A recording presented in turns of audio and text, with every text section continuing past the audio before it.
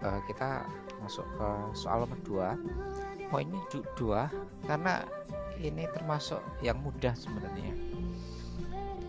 Ini akan sedikit mungkin pembahasannya agak panjang kalau dia kasar, tapi besok yang keluar adalah licin, tetap licin. Jadi besok yang keluar itu cuma dirubah posisi M-nya atau dirubah sudutnya atau dirubah pilihannya. Tapi modelnya seperti ini, tetap licin, tetap dua benda, tetap bidang miring 2. Jadi nanti dihafalkan juga trigonometri sudut istimewanya nih, ya terutama 53, 37, 30, 60 gitu nggih. Nah, pokok itu. Kalau 45 kan gampang. 090 kan gampang ya. Jarang kita sering gunakan 53, 37, 90 dan 30 kok 90 toh 60 sampai 30. Jadi sebenarnya sistem ini bisa bergerak enggak? Bisa. Sebenarnya meskipun licin seperti ini sebenarnya bergerak bisa, tapi dibuat dia diam atau setimbang juga bisa. Jadi nanti tinggal diberi gaya luar maka dia akan bergerak. Tapi kalau soalnya kata namanya jika itu berarti dimungkinkan bisa. Jika sistem diam ini dianggap diam sebelum dia bergerak atau sebelum dia diberi gaya luar eksternal, maka dia kemungkinan bisa setimbang atau diam. Masalahnya licin mungkin enggak? Mungkin saja. Kemungkinan besar memang bergerak, tetapi sebelum bergerak karena diberi gaya eksternal itu dibuat dia setimbang, bisa dimungkinkan bisa. Oke. Maka pada sistem seperti ini diingat yang searah bidang itu kita menggunakan sin W1. Besok diperhatikan nomor 1 sama nomor 2-nya ya. Yang mana nomor 1? Karena ini nanti pilihannya dibolak-balik. Maka diperhatikan yang M1 mana, M2 mana. W1 kita pakainya apa? Sin 37. Nah, itu.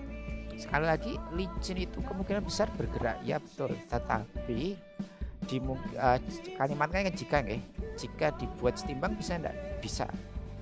Tapi kemungkinan besar bergerak ya, tapi dibuat setimbang bisa. Di sini berarti kan W2 sin. Gitu aja ya. Ngafalkannya. Yang searah bidang gini kita pakai sin. Kalau yang ke dalam kan cos. Nah, cos itu dipakai jika kasar. Kalau dia licin kita pakainya sin aja, sin yang arah sana. Tapi sudut yang kita gunakan adalah sudut yang dalam. Oke. Kalau kita ke sana sin, ke sana pokoknya dihafalkan kayak gitu aja lah. Kok enggak kelihatan warnanya. Kita pakai hitam. Jadi menghafalkan seperti itu. Jadi kalau gini ada bidang pokoknya ke sana itu W sin theta. Catatan tetanya sini ya. Ke bawah itu W, ke sana itu W cos theta. Gitu. Nah, W cos theta ini digunakan jika dia bidang kasar, biasanya gitu, untuk mencari gaya normal atau untuk mencari gaya gesek. Tapi kalau dia licin biasanya yang dipakai adalah gaya yang searah bidang mawon. Jadi W sin theta. Namanya seimbang, ya berarti besar ini sama ini kita anggap sama. Kita anggap sama. Maka W1 atau aslinya karena dia diam, maka kita menerapkan hukum 1 Newton. Hukum 1 Newton kan sigma F sama dengan 0 kan gitu aslinya. Aslinya W1 sin dibolak-balik boleh nggih? Min W2 sin 53 derajat sama boleh. Boleh enggak W2 sin 53 min W1 sin 37 derajat? Boleh.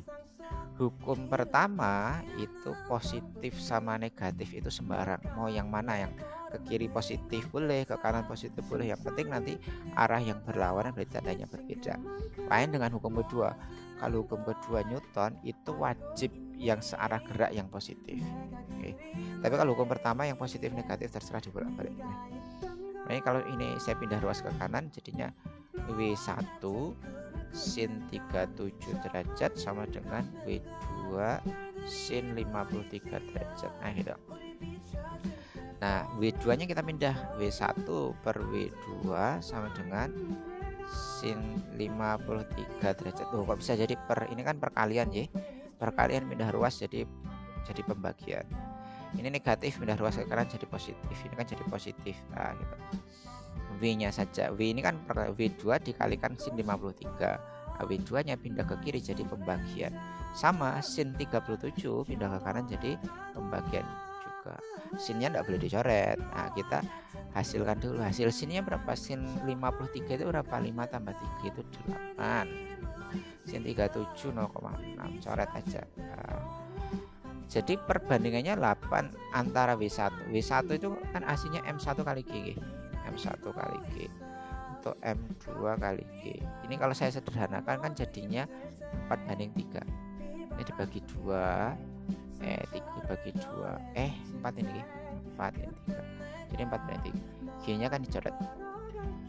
Jadi sistem ini kemungkinan bisa setimbang jika perbandingan massa 1 dengan massa 2 adalah 4:3. Nah, diperhatikan besok pilihannya.